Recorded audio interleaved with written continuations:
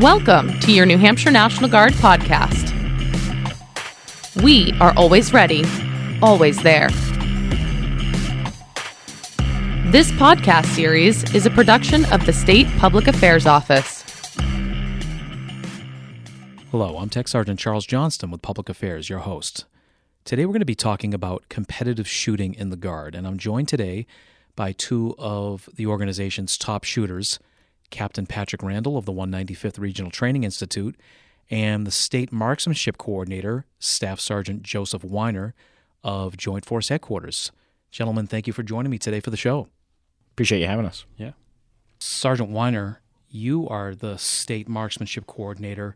Maybe you can tell us a little bit about the upcoming match, the tag match, what it is, where it is, and what it entails. All right, so the tag match is the Adjutant General's Small Arms Marksmanship Competition. It's held annually down in Fort Devens, where we shoot both small arms like pistols and rifles, and then we throw in some mystery weapons as well. Last year we had an M14, we had the M26 shotgun, and we even had a hatchet, which made national news, which I thought was pretty awesome. This year, though, we have 4 days. I've spread the matches over the 4 days to give as good of a flow as possible and not have any downtime. I'm hoping to get over 100 competitors. And the whole first day is focused on actual TC or training curriculum events, such as zero, confirmation at distance, and qualification with their primary weapon system, as well as we're going to do an alternate course, qualification course with their pistol. And this is down at Devens. It's the first couple of weeks in July, if I'm not mistaken. So this year we actually had to move it towards the last week of July, just get it away from the federal holiday, give some more time for some prep, and to move it out of other units' AT schedules if possible. Yeah, I'll just add a couple of things here. So for tag match, one of the biggest things last year, for me anyway, was it was my first time competing in tag match. I've been in the New Hampshire Guard since 2013, and it was a phenomenal experience. I think the biggest benefits that I got out of it was to really focus on Army marksmanship and moving my different weapon systems around my body and around the kit that I was wearing. So regardless of the level of competitive shooter or whatever shooting capabilities that you have, if you show up, you're going to gain a lot of knowledge after those 4 days of competitive shooting. And you're being a little modest. You won the match, Captain. I did win the match. I might add that a lot of people don't know in the organization that this is a joint event. So it's been joint, both Air and Army, for years. I will say both of our programs have hit speed bumps over the years, but we're working through it. And the last 2 years especially, we've become more and more of a joint operation. Just last 2 weeks ago now at Nationals, we brought 4 Air Guard and 4 Army Guard to the national marksmanship matches down in Arkansas. You placed pretty well. We did do well. We placed 9th overall in the All-States Trophy, which is the best since 2014. As we move forward and more shooters get through the program and compete in matches like the tag match, what lies thereafter? So I've tried to build a program, build Excel spreadsheets and data tracking for all the competitors that shoot at regionals, at nationals, at the tag match especially, as well as the local matches that I know a lot of National Guard members are taking part in on their civilian side. We'd like to draw those people in. And I track all the data for the intent with going forward is I'm getting a lot of shooters, which is great. I'd much rather have the problem of not being able to bring everyone than to have to bring, have to pull and to call people and to create a team. I'd much rather have the problem of I have too many people, qualified people, to go up to these other matches, either the regionals or the nationals. But I'm trying to bring in transparency with the program to have that data to go back to and to say, this is why I brought this person. This person has competed and trained consistently over a certain amount of time and has proven to be the better shooter. And this is this is the reason that I brought them to the next level. Yeah, and I got to throw some accolades towards Sergeant Wyner here. The amount of hours that he spends on his own time compiling data and the amount of effort that he puts in building this program is immense. So rewinding just for a quick second back to tag match, one of the biggest comments, AAR comments, after action review comments that we got from last year was a lack of opportunity to zero weapons prior to the match actually starting. A lot of units don't get that opportunity prior to the competition to get their soldiers out on the range to properly zero their weapons. So we built that into the curriculum or the schedule for tag match this year. So soldiers will get out there, they'll get an entire day to zero their weapons, go through that new rifle qualification that Sergeant Wyner mentioned earlier, and going back to the data that he was just talking about, he compiles these rosters into his self-made Excel documents that is his own format to properly capture data over, you probably have over 2 to 3 years of data at this point. Probably upwards of 5 or 6 years now. Yeah. So it's a very in-depth look at the capabilities that the state of New Hampshire brings, and you can see the benefits of that from our performance at the recent nationals match that we just got back from, placing the highest we have since 2014. So it's a lot of work, but it's worth it. You talked about regionals and nationals. Regionals are in Vermont, nationals are in Arkansas for folks who don't know.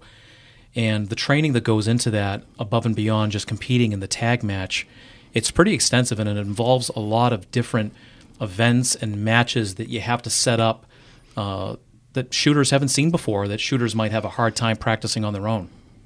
So that's for the last 2 years with the tag match, I've been essentially stealing courses of fire from the higher level matches.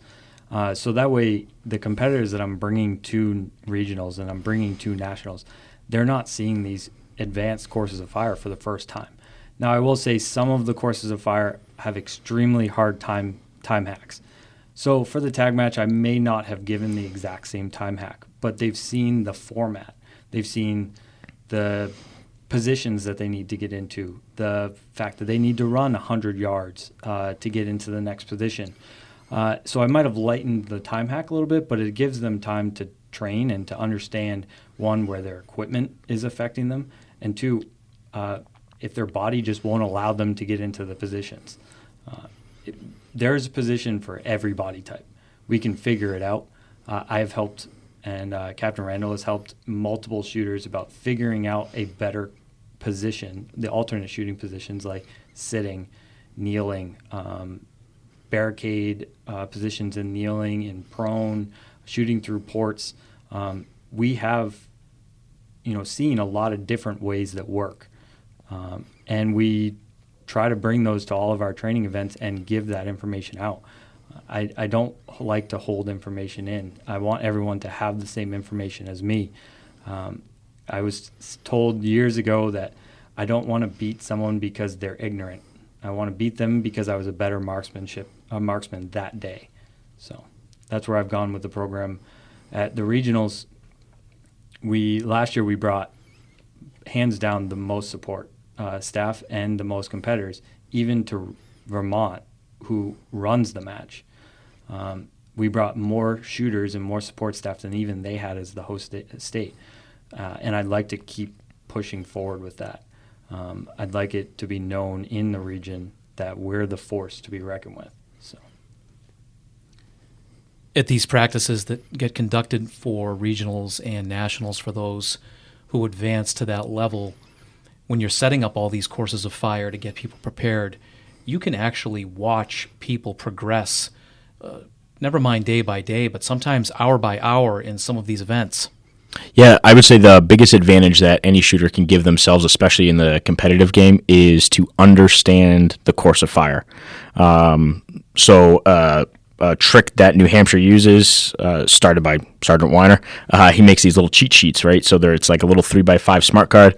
You can shove it right in your cargo pocket right before the match and review it. And it has each stage, which target you're shooting at, how many rounds, what the time hack is for that particular thing. So while you're practicing, a kind of a mantra for me the night before is I always look at the cheat sheet to make sure that I understand the course of fire, so I can kind of turn my brain off from the tower.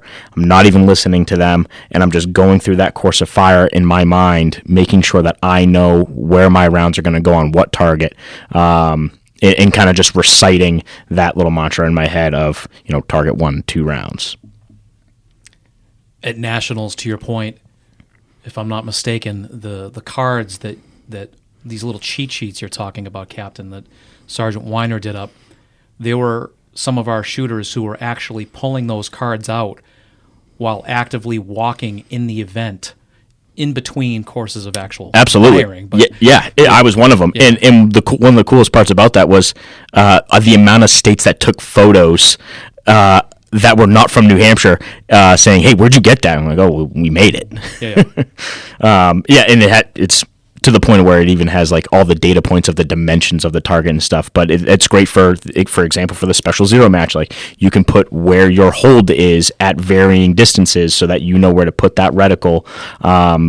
So all of that boils down to your question is practice. What can I do in practice? Sometimes you can't go out to the range. So just as important as dry fire is, just understanding what the course of fire is equally as important, and it really kind of puts your mind at ease. The scorecards, I can't take full credit for those. I did design them, but I did obtain the idea from a reserve Army competitor 5 years ago now. I saw him utilizing them, and I kind of just took the base idea and tried to go a little bit further with it. In some of the less complex matches, maybe you don't need the cheat sheet, but at the national level and even some of the matches at regional level, they're 9 stages, and you're shooting at multiple different target types and different round counts. I will tell you, even after 7 years of shooting in this, I still pull them out in between stages to double check that I know, because I don't want to lose points because I didn't remember. And they've been huge, and I hope that the program and anybody that has utilized them has seen the benefit for them. So.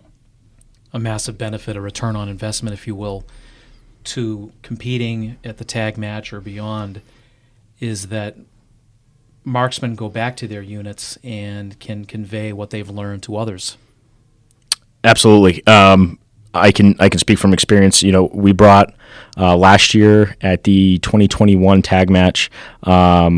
I was still with the 237th MP company, so my team was made up of MPs, and the MP company in total, I think there was 3 teams from the unit that went. Even the little circle huddle while we're doing weapons cleaning after the match is over, talking about things they learned. Like, I didn't know my pistol mag was going to stab me this way when I got in the kneeling position or something like that. And then taking all of that knowledge that they learn in the competitive side, bringing it back to their unit when they are prepping to go to the field. Like, hey man, don't put your pistol mags there. Don't put your IFAK here. Like, you're going to want to be able to grab it here. Your dump pouch might look good there, but you might want to put it more to the side, because when you sit down, you're going to be sitting on everything. You're going to be sitting on your water bottle or whatever it is. So there's a lot of lessons learned. Yeah, and we talked about it a little bit earlier, but with the practice before we went to nationals, the intent with that is to give individuals, one, we practice all the fundamentals. We practice mag changes and multiple targets, but also it gives them the time to test out their gear and to see where they need to move it. Because having a mag pouch in a certain position to allow you to speed up your reload will save you, potentially 2-3 seconds in a really fast exposure on a stage, and that could make a big difference. You don't have to rush that shot as much. You can guarantee that the shot hits the X versus hitting a 2. So that train up is, huge even for myself, after years of doing this, the train up still allows me to make minor changes and to better myself and allow me to focus all on my shooting and not on what is my gear doing to stop me from shooting well. On the most basic level regarding the gear, I've been to a couple of tag matches when shooters start running down range toward their objective and the gear just starts falling out of It just turns into a yard sale. Yeah, phones and magazines, and so it's important to get your kit right before you compete. Absolutely. Especially because if that mag was loaded and it fell and you didn't realize and you got up to the line, well, you just lost that mag. You just lost a lot of points. Potentially, if it's a 10-round mag, you just lost 50 points. So it's just understanding where your downfall is and with your gear. We can help you. By no means do you need to go out and buy the best gear in the world. You can do all of these matches with issued gear if set up properly. If you just threw it together the night before, you're not going to do well. If you put a little bit of time into it and actually tested the gear out on the range during practice, you'll notice that all of the gear issued to you is 100% capable of pushing you through the tag match.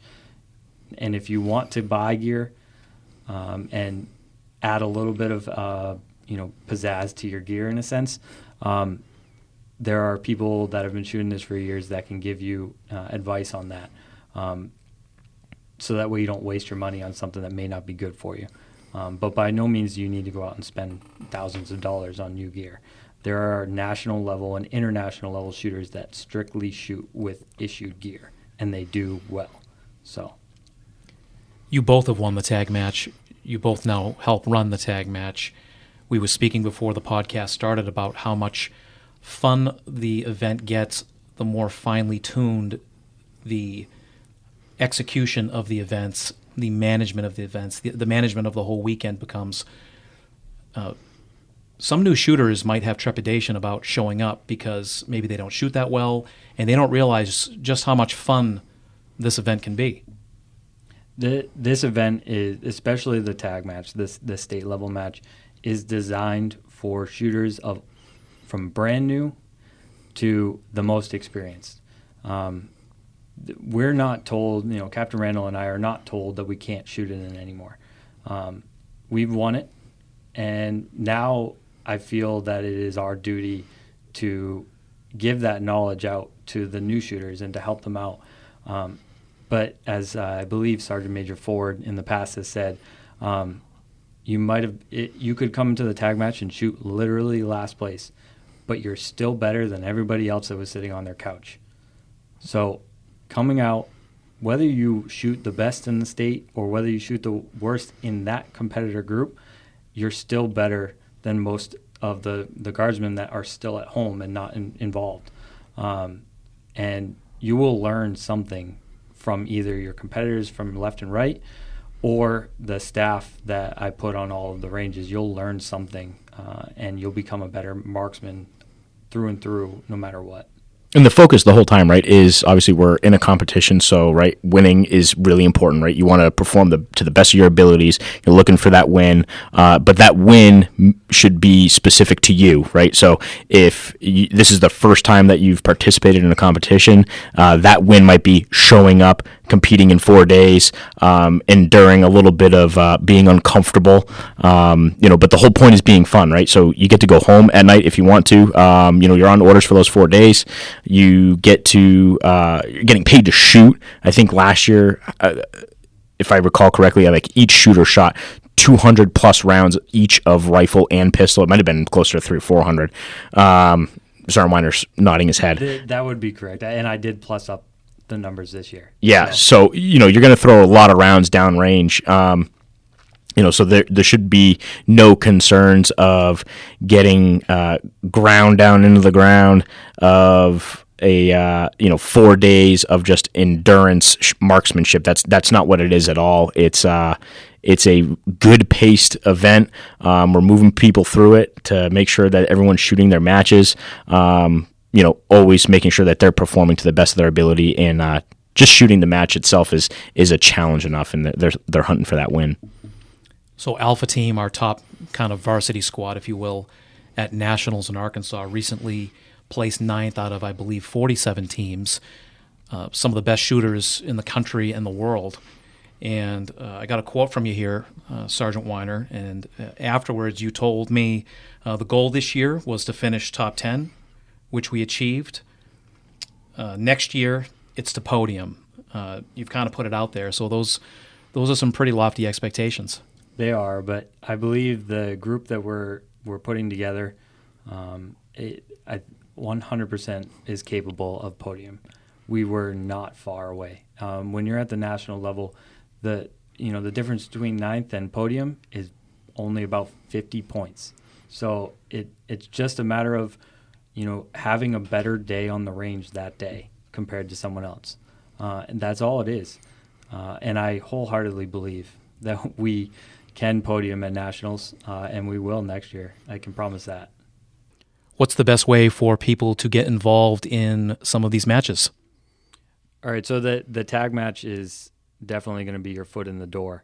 And if you're interested in that, the official match program, or what we refer to as the OMP, was pushed out to the major units yesterday.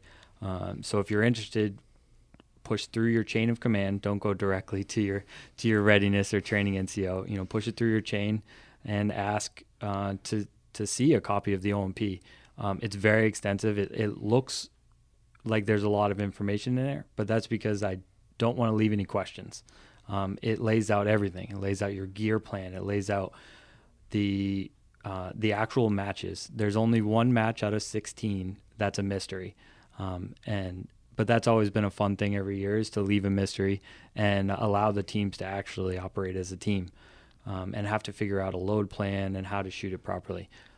So if you're interested in shooting in that match, talk to your chain of command, and you can also ask your peers. There's people in every unit that have shot in these matches that can probably give you some feedback.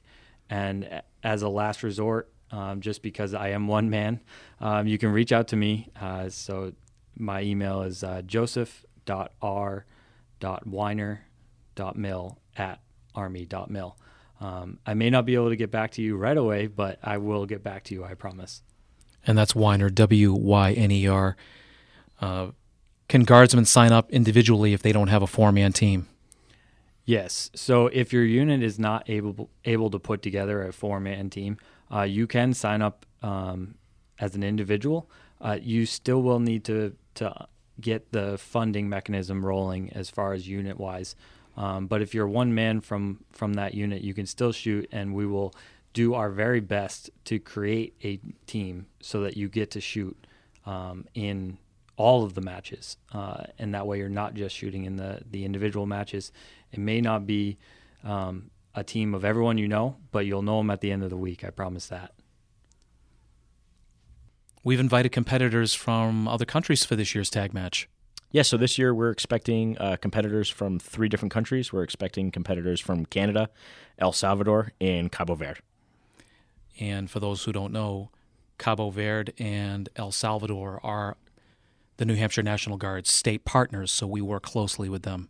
Yeah, I know multiple units throughout the state go down to do SME missions to El Salvador, and I know Cabo Verde is brand new, so it'll be great to start building that partnership, and what better way to do it through marksmanship. Captain Randall, Staff Sergeant Wyner, I appreciate you joining the podcast today. Appreciate you having us. Appreciate having us. Thanks for listening to your New Hampshire National Guard podcast.